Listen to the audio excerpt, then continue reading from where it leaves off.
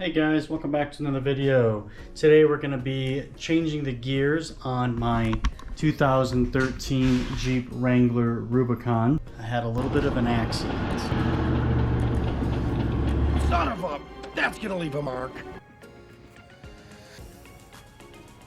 So let's get right into doing a full re-gear on this Jeep Wrangler. We're going to be starting this project in the rear axle first. So you'll want to jack up the axle, take off the tires, remove the drive shaft, and secure it up out of the way. Next, you can remove your rear caliper adapter bracket. These will get retorqued down to 55 foot-pounds and use some form of red Loctite. And then you can unbolt the axle retainer nuts.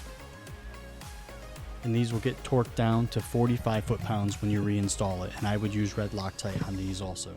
And completely remove your wheel speed sensor. A lot of times it can be difficult to get your axle out of there. Put a couple of the lug nuts in there and you can use that to pull it out, sort of like a slide hammer. Then inspect your shafts for any damages, which mine was starting to twist a little bit. Before removing the bearing caps, you want to mark them specifically so they can go on the correct side and in the correct orientation. 8mm. Then twist it out and then unplug it from this plug. I highly recommend using one of these axle spreaders found on eBay. I think I picked this up for $60. I also recommend removing the track bar just so you have clearance when using this. If you're not using the axle spreader, you don't need to unbolt your track bar.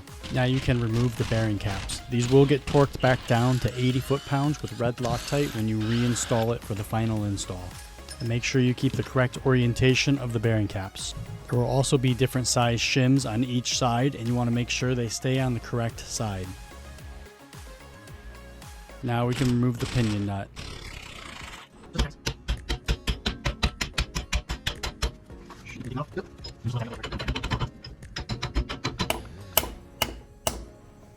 And save this pinion because you're going to be using the shims that are under this bearing. Next, you can remove the pinion seal, and then we're going to punch out the races.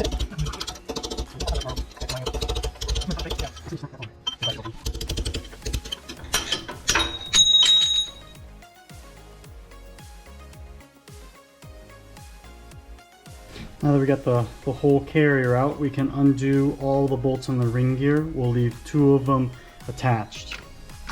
We'll just loosen them up and leave a few threads in.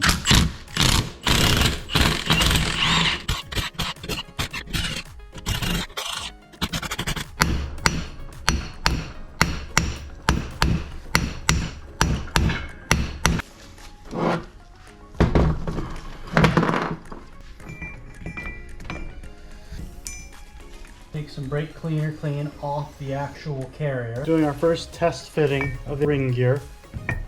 And we are seeing if it slides on easily or if it's going to need to be kind of sucked up with the bolts. I don't like to use the bolts to suck it up, so I'm going to actually throw this in the oven. 220 degrees for 20 minutes. So that way it slips onto here. You can see this gap.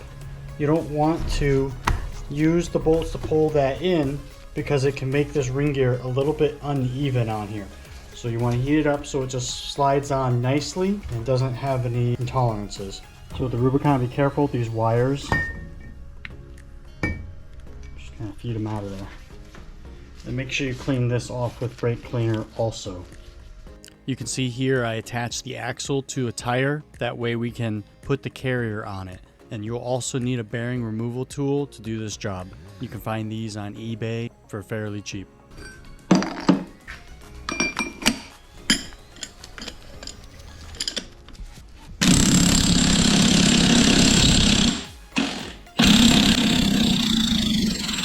And you'll do this to both bearings on the carrier.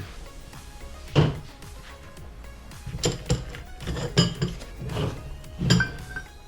the bearing's off. So we'll have to pull this bearing off, and we start with reusing these shims under this bearing on the new pinion. Bottom one down to the bearing. So this one, seat this one all the way down to the bearing top. It just helps keep it more stable. Yeah.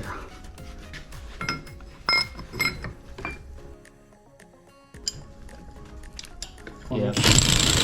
You're good.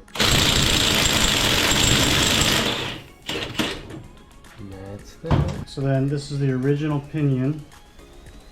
We'll take off the shims. Make sure there's none on there.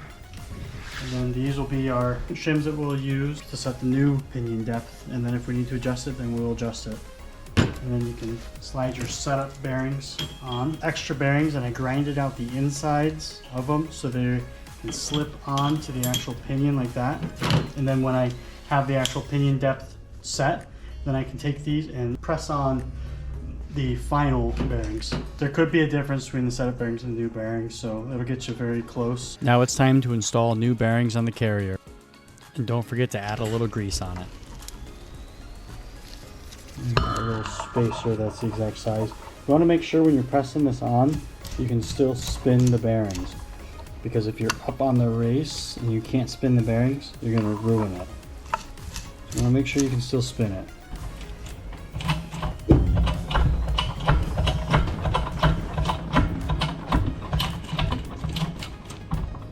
Grease makes it press a little bit easier. Still spinning freely. Still spinning freely. You want to make sure both bearings can spin freely.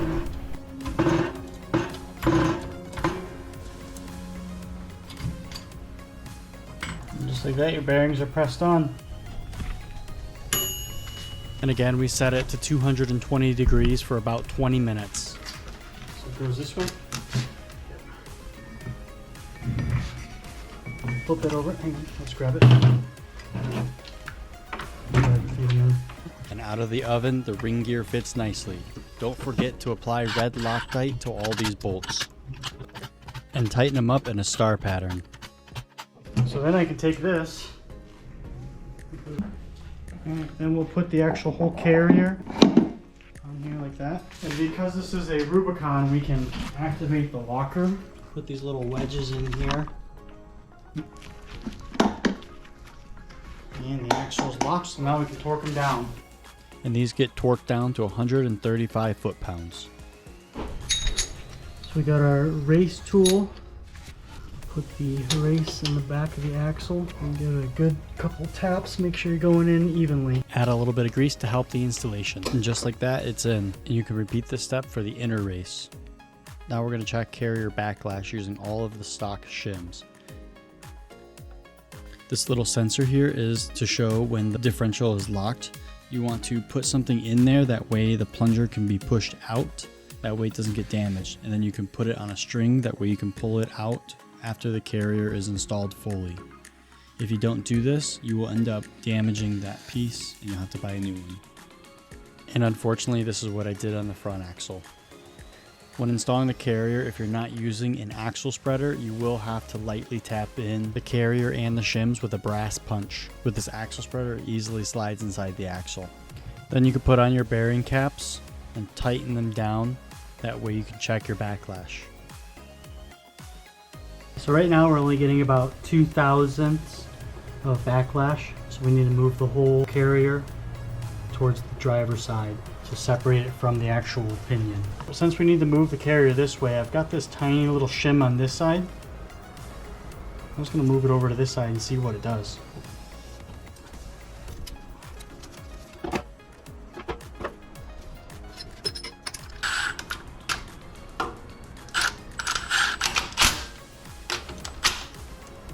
Does that feel like 6 to 10 thousandths? It does. Make sure your dial indicator is perpendicular to the face of the tooth. A little bit more than this is. 7 thousandths? That is between 6 and 10. After you get proper backlash, you need to check the pattern. Dilute the paint with a little bit of gear oil. Okay, I've got a good amount of teeth painted. Okay, go ahead and spin it all around. With your hand, keep even pressure on the carrier. Go the other way. Go ahead. Okay. Okay, let's read this gear pattern. And this is an acceptable gear pattern. Now you can remove the setup bearings from the pinion and install the new ones. Don't forget to keep the shim under the bearing. In between the bearings is where you would keep the crush sleeve. I recommend using a crush sleeve eliminator like this. Since we're using new bearings, we're going to set the pinion preload to the recommended amount, and then we're going to recheck the backlash and the gear pattern. Alright, so we are at 8 thousandths backlash. Now we're going to do our final paint. Got the pinion bearing preload set to 30 foot-pounds. Yeah, inch-pounds. Inch-pounds. So here we are just checking the carrier backlash and the pattern since we have the new bearings installed on the pinion. And again, the pattern is acceptable. Now you can apply red Loctite to your bearing cap bolts and torque them down. The gear set instructions will tell you the torque specs. Mine were 80 foot-pounds. And if you have a Rubicon, make sure the locker retainer that is on the passenger bearing cap is stopping the locker solenoid from spinning. Now you can pull the string holding the plunger on your locker sensor. Here we're removing the pinion for the last time, that way we can install the seal. Apply a little bit of RTV around the edges of the seal. And then apply RTV inside the threads of the yoke. Don't forget red Loctite for the pinion nut. The final tightening I do once I have the wheels on the ground.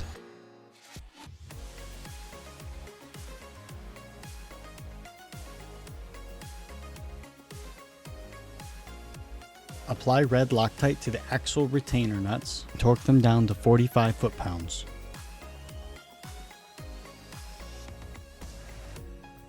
And again, use red Loctite for the rear caliper adapter, and those get torqued down to 55 foot-pounds. And don't mistake those for the actual caliper bolts.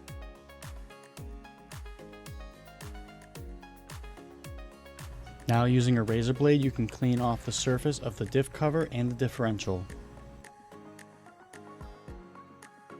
And then you can apply RTV to the differential and then install the diff cover. Diff cover bolts get torqued down to 30 foot-pounds. And once you've installed the tires, you can now torque down the pinion nut, and that gets torqued down to 160 foot-pounds. And then you can reinstall your drive shaft and prepare for the front axle. Make sure the red Loctite on your pinion nut is fresh, and I also applied Loctite to the drive shaft bolts. The front axle will be similar to the rear except for a few details that I go over, so stay tuned for those.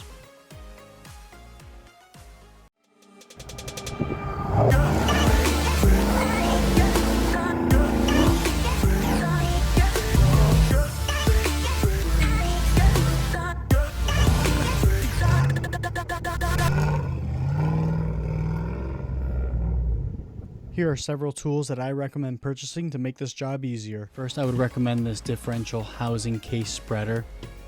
Second would be this little bench shop press. This thing is nice for pressing on the bearings. Then I would get this bearing puller, axle seal installer. Then you will need this to hold the pinion when you're tightening down the pinion nut. You will also need a 36mm socket for the axle nut. And this is the crush sleeve eliminator that I recommend getting. You're going to need one for the front axle and one for the rear axle.